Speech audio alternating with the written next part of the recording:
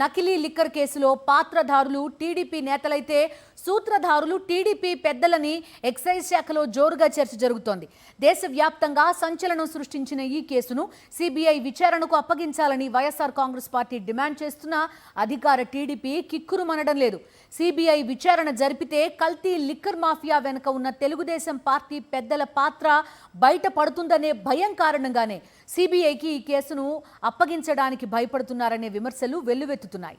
నకిలీ మద్యం కేసులో తవ్వుతున్న కొద్దీ తెలుగుదేశం పార్టీ లింకులే కనిపిస్తున్నాయి. బెల్ట్ షాపుల ద్వారా ఈ నకిలీ మద్యం ఊరూరా వాడవాడలా వ్యాపించింది. టీడీపీ ఎమ్మెల్యేలే సిండికేట్ గా మారి తమ నాయకులకు మద్యం షాపులు ఇప్పించుకున్నారు. టీడీపీ ఎమ్మెల్యేలే తమ పార్టీ నేతలతో బెల్ట్ షాపులు పెట్టించారు. ఇప్పుడు ఆ అధికార షాపుల ద్వారానే కాకుండా అనధికార బెల్ట్ షాపుల ద్వారా కల్తీ మద్యాన్ని యథేచ్ఛగా అమ్ముతున్నారు. టీడీపీ నేతలు మొలకల చెరువులోనే కాదు, రాష్ట్ర వ్యాప్తంగా అన్ని జిల్లాల్లోనూ ఈ నకిలీ మద్యం కుటీర పరిశ్రమలను ఏర్పాటు చేసి ప్రజల రక్త మాంసాలను పీల్చి పిప్పి చేస్తున్నారనే కఠోర నిజాలు వెలుగులోకి వస్తున్నాయి. సాక్షాత్తు మంత్రి నారా లోకేష్ కూడా తమ ప్రభుత్వంలో బెల్ట్ షాపుల ద్వారా నకిలీ మద్యం సరఫరా అవుతోందని అంగీకరించారు.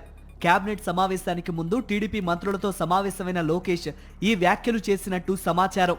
టీడీపీ ఎమ్మెల్యేలే గ్రామాల్లో బెల్ట్ షాపుల ఏర్పాటును ప్రోత్సహించారని, వారి మనుషులతో ఏర్పాటు చేయించారని వ్యాఖ్యానించారు. దీంతో గ్రామాన నకిలీ మద్యం ఏరులై పారుతోందన్న విషయాన్ని ప్రభుత్వమే ఒప్పుకున్నట్టయింది.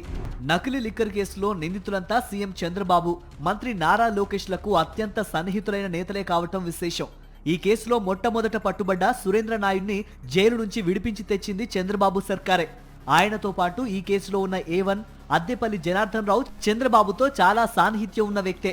జనార్దన్ రావు స్నేహితుడు టీడీపీ అభ్యర్థి జయచంద్రారెడ్డికి మొన్నటి ఎన్నికల్లో పార్టీ తరఫున తంబళ్లపల్లి సీటు ఇచ్చింది సీఎం చంద్రబాబే.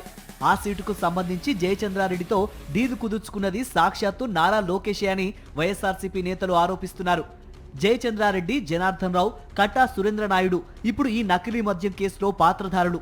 ఇక సూత్రధారులెవరో పెద్దగా ఆలోచించాల్సిన అవసరం లేదని మాజీ ముఖ్యమంత్రి వైఎస్ జగన్మోహన్ రెడ్డి ధ్వజమెత్తారు. నకిలీ మద్యం అనేది ఒక గ్రామానికో ఒక మండలానికో పరిమితం కాలేదు. సీఎం చంద్రబాబు సొంత జిల్లాలో ప్రారంభమైన ఈ దందా సీఎం చంద్రబాబు నివాసం ఉండే విజయవాడ వరకు వచ్చింది. రాష్ట్ర వ్యాప్తంగా అన్ని జిల్లాల్లో ఈ నకిలీ లిక్కర్కి బ్రాంచులు ఉన్నట్టు తెలుస్తోంది.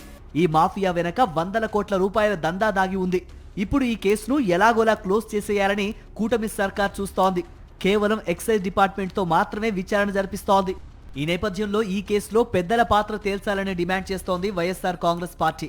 ప్రజల ప్రాణాలను తీసే నకిలీ మద్యంపై సీరియస్ విచారణ జరపాలని వైఎస్ఆర్ కాంగ్రెస్ పార్టీ ఎంపీ మిథున్ రెడ్డి కేంద్ర హోంశాఖ మంత్రి అమిత్ షాకు లేఖ రాశారు. సిబిఐ చేత విచారణ జరిపించాలని లేఖలో కోరారు. నకిలీ మద్యం వ్యవహారంలో అడ్డంగా దొరికిపోయిన అధికార టీడీపీ తమ సోషల్ మీడియా, ఎల్లో మీడియా ద్వారా వైఎస్ఆర్ కాంగ్రెస్ పై బురద జల్లే ప్రయత్నం చేస్తోంది. దీన్ని కూడా యథావిధిగా వైఎస్ఆర్సీపీ నేతలకు అంటగట్టే ప్రయత్నం చేసింది.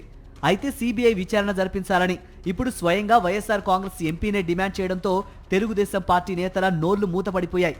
ముఖ్యమంత్రి చంద్రబాబు గాని, మంత్రి నారా లోకేష్ గాని, ఎక్సైజ్ మంత్రి కొల్లు రవీంద్ర గాని సిబిఐ విచారణపై నోరు మెదపడం లేదు. సిబిఐ విచారణ అన్న పదం వింటేనే టీడీపీ మంత్రులు, ఎమ్మెల్యేలు వణికిపోతున్నట్టు సమాచారం.